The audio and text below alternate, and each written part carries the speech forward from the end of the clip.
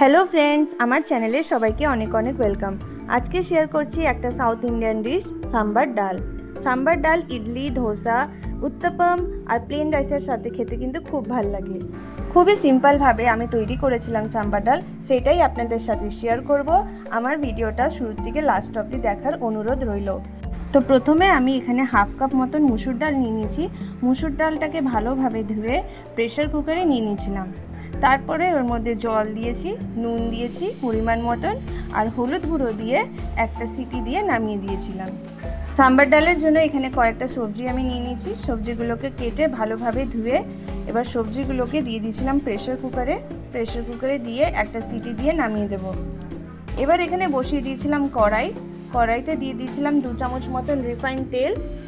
তেলটা গরম হলে দিয়ে দেব এখানে হাফ চামচ মতন গোটা সরষে ফোড়ন, হাফ চামচ মতন গোটা জিরে, হাফ চামচ মতন বিউলির ডাল, একটা শুকনো লঙ্কা আর কয়েকটা কারিয়া পাতা দিয়ে কিছু সেকেন্ড নেড়েচেড়ে নেব।